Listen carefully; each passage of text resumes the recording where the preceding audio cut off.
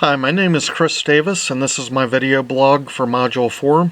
Today I'm going to talk about my digital identity. Today many people in society get their net worth and relevance from their digital identity. French philosopher Michel Foucault saw social media as more than a vehicle for exchanging information. He saw social media as a vehicle for identity formation. Peggy Orenstein did not experience social media until middle age, but still found herself seeing the technology as a way of redefining her experience of life and self. Social media allows people to edit themselves and form an online identity that is better than themselves. It amazes me that many people would prefer not to talk face-to-face or even to speak or do voice-to-voice communications. I was in my mid-30s before social media began to take over. I don't know why, but I have never been drawn to social media. I embrace technology and I'm fascinated by what it has brought us and will bring us in the future. But I have never been on Twitter, Facebook, LinkedIn, and my first experience on YouTube was for my first video blog. I doubt I've sent more than 100 texts in my life, and those were only sent because it was the only way to contact the person I was trying to get a hold of. I don't have a smartphone, and I'm not sure that I really want one. Part of me misses the day when I could leave the house and people didn't have the expectation of being able to get a hold of me.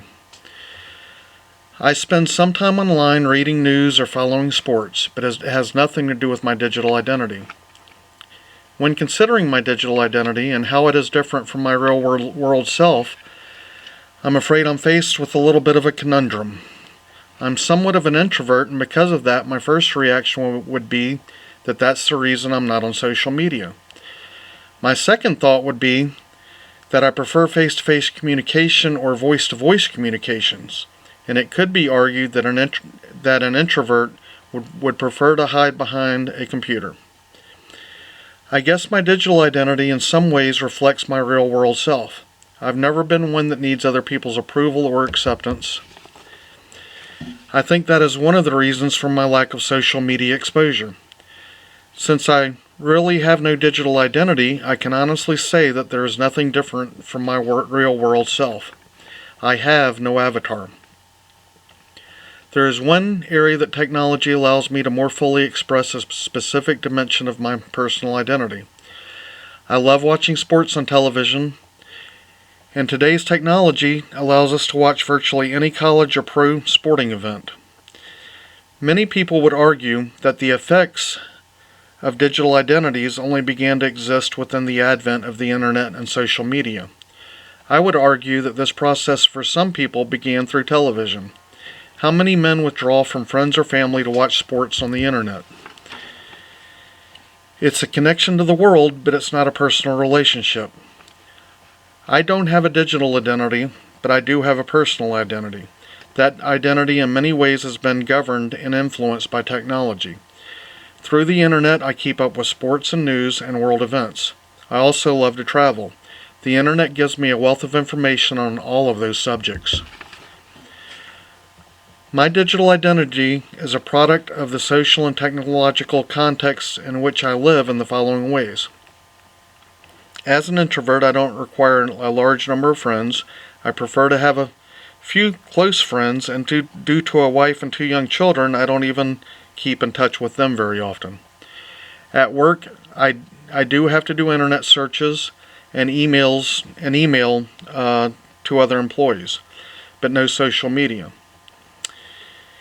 Is my online identity like a performance? At work, I do have to send these emails to fellow employees. I would prefer to talk to them face to face, but if upper management does not see me occasionally emailing the people working underneath me, they might begin to question whether or not I'm doing my job properly.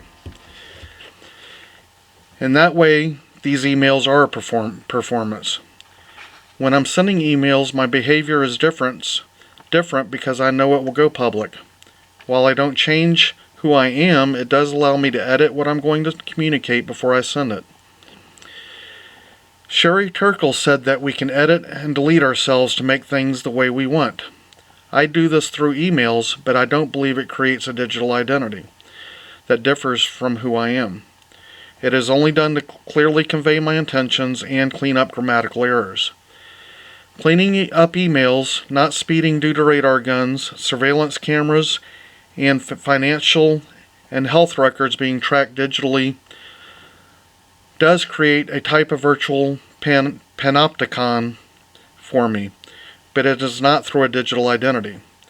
Due to this class, my lack of a digital identity may begin to affect my sense of self as far as who I am as a person. This class has made me think about the issues and realize just how unconnected I am. Part of me wonders if I should be concerned about that. However, I'm 50 years old, and for me personally, I'm not necessarily that concerned. It has opened my eyes to what my children will be dealing with. Sherry Turkle said that we are setting ourselves up for trouble in how we relate to one another and how we reflect. We're hiding from one another, even though we're connected, and that we sacrifice connection or conversation for connection. I don't want my children to say someday, but certainly not now, I would like to learn how to have a conversation. And I certainly don't want my kids to think Siri is their best friend. Hopefully this class has given me the insight and knowledge to help guide them. Abba Dawasar said a full sense of self needs both immersive experience and flow of time, and that technology has altered that flow of time. I hope that society as a whole doesn't completely lose its sense of self.